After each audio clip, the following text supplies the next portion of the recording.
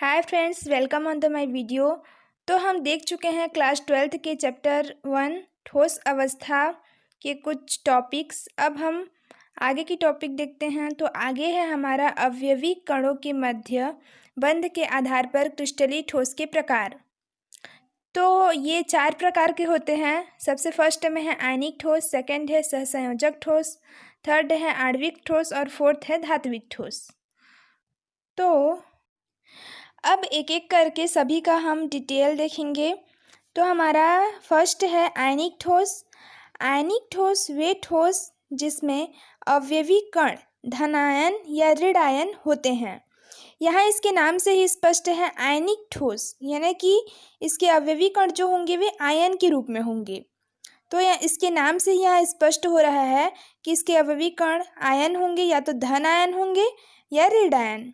तो ऐसे ठोस आयनिक ठोस कहलाते हैं। इसका उदाहरण है सोडियम क्लोराइड, पोटेशियम क्लोराइड और सोडियम नाइट्रेट। यहाँ सोडियम क्लोराइड में Na+Cl- बनेगा, पोटेशियम क्लोराइड में K+Cl- और सोडियम नाइट्रेट में Na+NO3-। इस तरह से ये आयन के रूप में है, इसीलिए यह आयनिक ठोस है। अब सेकंड देखते हैं सहसंयोजक ठोस। वे ठोस जिसमें अवयवी कण परमाणु होते हैं। सहसंयोजक ठोस में जो अवयवी कण होते हैं वे परमाणु के रूप में होते हैं और ये एक दूसरे से सहसंयोजक बंध द्वारा जुड़े होते हैं। तो ऐसे ठोस जो होते हैं वे सहसंयोजक ठोस कहलाते हैं। इसका उदाहरण है हीरा, ग्रेफाइट, सिलिका। ये सब जो होते हैं वे सहसंयोजक ठोस होते हैं। अब हमारा थर्ड में है आणविक ठोस। इसके भी नाम से स्पष्ट हो जा रहा है आणविक यानी कि अणु। इसमें अवयवी कण अणु के रूप में होंगे। तो वे ठोस जिसमें अवयवी कण अणु के रूप में होते हैं वे आणविक ठोस कहलाते हैं। और ये अणु जो होते हैं वह वांडर वाल्व बंध या हाइड्रोजन बंध कहते हैं इसे। इस बंध द्वारा आपस में जुड़े होते हैं। इसका उदाहरण आता है ठोस CO2, बर्फ, आयोडीन इत्यादि। अब हमारा फोर्थ है धात्विक ठोस। यहाँ भी नाम से स्पष्ट हो जा रहा है धात्विक यानी कि इसमें अवयवी कण धातु होंगे। तो वे ठोस जिसमें अवयवी कण धनात्मक धातु आयन के रूप में होते हैं वे धात्विक ठोस कहलाते हैं। और इनके मध्य क्या बंध होता है? धात्विक बंध होता है।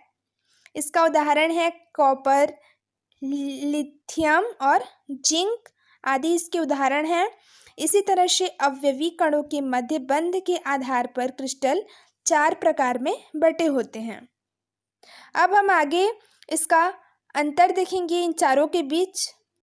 अब हम इन चारों क्रिस्टलीय ठोस के मध्य अंतर का अध्ययन करेंगे। तो गुणों के आधार पर हम अंतर का अध्ययन करें, इससे हमें इसको समझने में बहुत ही स्पष्ट हो जाएगा। तो हम देखते हैं कि कणों की व्यवस्था। सबसे फर्स्ट में है आयनिक क्रिस्टल।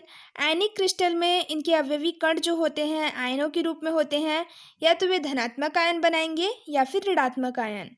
तो जैसे कि NaCl को देखते हैं तो जो सोडियम होता है वह प्लस आयन बनाता है और क्लोरीन माइनस आयन बनाता है।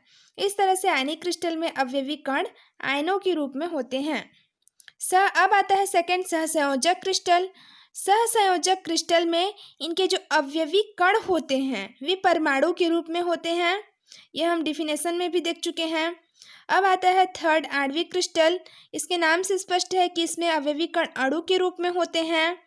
चौथा है धात्विक क्रिस्टल। इसमें भी नाम से स्पष्ट है कि इसके अवयवी कण धनात्मक धातु आयन के रूप में होते हैं।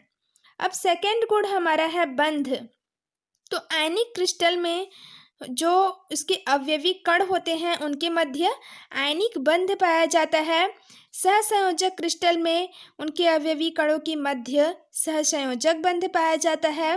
और आणविक क्रिस्टल में वांडर वाल्व्स बंध, इसे हाइड्रोजन बंध भी कहते हैं, ये बॉन्ड इसमें पाया जाता है।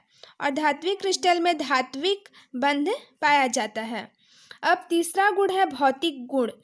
तो आयनिक क्रिस्टल के भौतिक गुण जो होते हैं, तो भौतिक गुण में क्या आता है? गलनांक, क्वथनांक। इसके गलनांक और क्वथनांक उच्च होते हैं। सहसंयोजक क्रिस्टल के गलनांक और क्वथनांक उच्च होते हैं। आणविक क्रिस्टल में निम्न होते हैं और धात्विक क्रिस्टल में नरम व दृढ़ होते हैं। अब हमारा चौथा आता है चालकता। चालकता में हम देखते हैं कि आयनिक क्रिस्टल में ये विद्युत के सुचालक होते हैं, यानी कि इसमें विद्युत का प्रवाह होता है। सहसंयोजक क्रिस्टल में ग्रेफाइट को छोड़कर विद्युत के कुचालक होते हैं। आणविक क्रिस्टल में विद्युत के कुचालक होते हैं और धात्विक क्रिस्टल ये ऊष्मा और विद्युत दोनों के ही सुचालक होते हैं। अब पांचवा गुण में हम उदाहरण ले लेते हैं। तो आयनिक क्रिस्टल का उदाहरण हम देख चुके हैं, NaCl, KCl। सहसंयोजक क्रिस्टल का ग्रेफाइट, सिलिका इत्यादि। और आणविक क्रिस्टल का उदाहरण ठोस CO2, बर्फ आदि। और धात्विक क्रिस्टल का कॉपर, लिथियम, जिंक आदि। तो हम इसी तरह से इन गुणों के आधार पर इन चारों के मध्य अंतर का अध्ययन कर सकते हैं। अब आगे है इकाई सेल या यूनिट सेल। तो इसकी परिभाषा देखते हैं। इसकी परिभाषा है, किसी क्रिस्टल के संगठन कण, परमाणु, अणु, आयन के क्रमबद्ध रूप से व्यवस्थित होने पर जो सूक्ष्मतम इकाई प्राप्त होती है उसे इकाई कोशिका या इकाई सेल कहते हैं। यानी कि जब हम संगठन कण, अणु, परमाणु, आयन को क्रमबद्ध रूप से जमाते हैं, व्यवस्थित करते हैं, तो जो इकाई, जो संरचना हमें प्राप्त होती है वह इकाई कोशिका, इकाई सेल कहलाता है।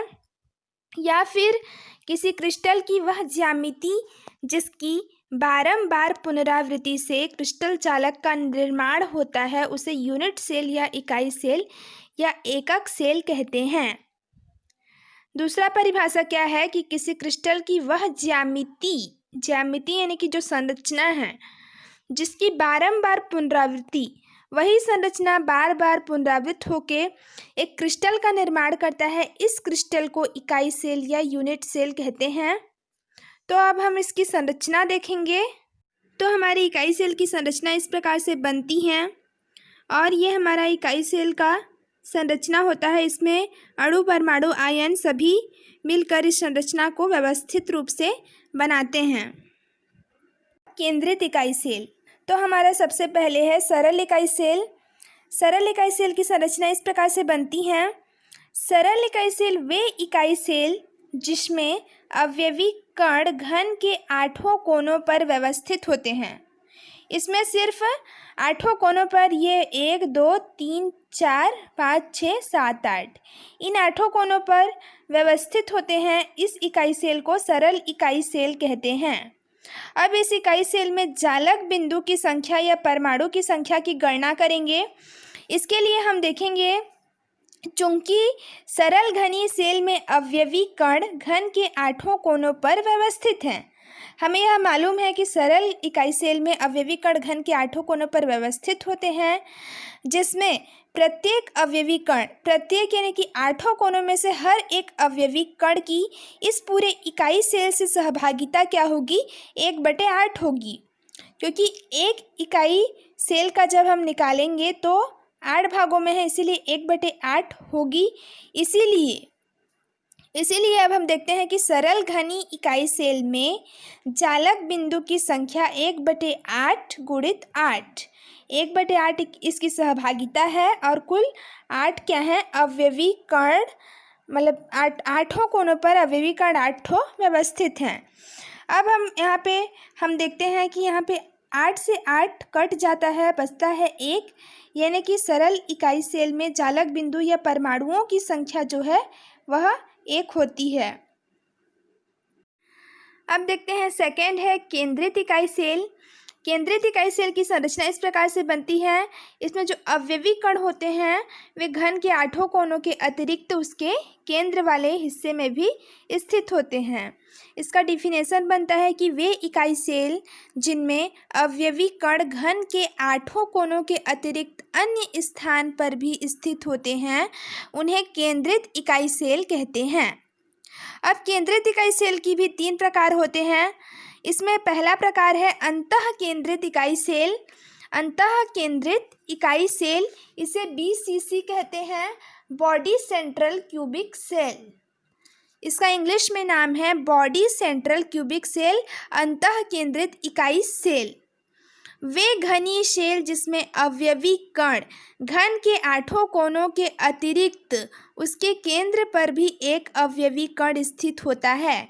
यहाँ इसकी संरचना में दिख रहा है, इसके 8 कोनों में अवयवी कण तो हैं, लेकिन इसके केंद्र में भी क्या है, एक अवयवी कण स्थित है। तो ये हमारा अंतःकेंद्रित इकाई सेल की संरचना है। अब हम इसकी क्या देखेंगे, परमाणुओं की संख्या देखेंगे।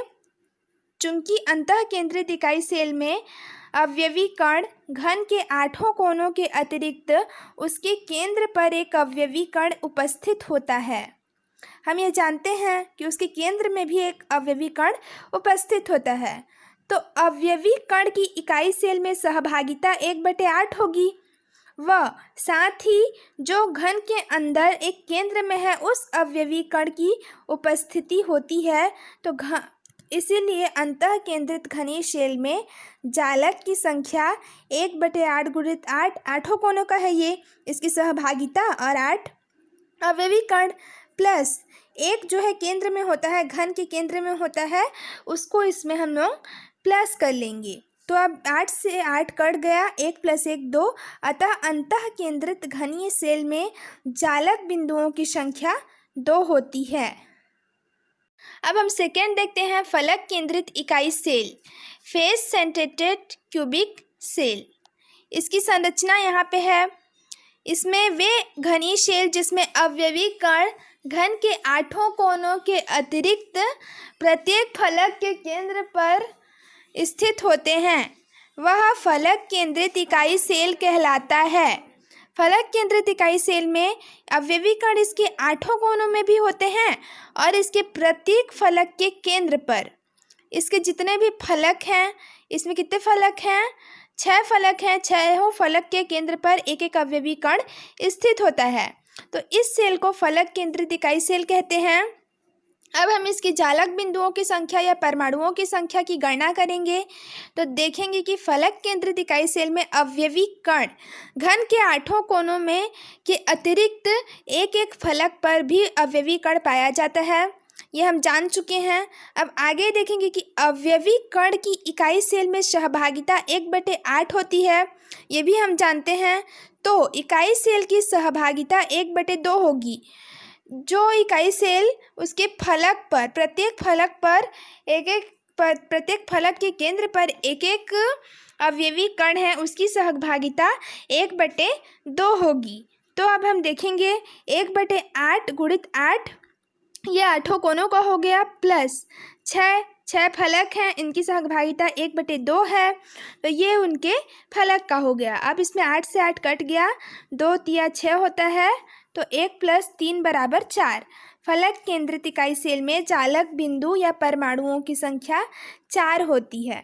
अब हमारा तीसरा आता है अंत्य केंद्रित इकाई सेल, EC, अंत्य केंद्रित इकाई सेल EC।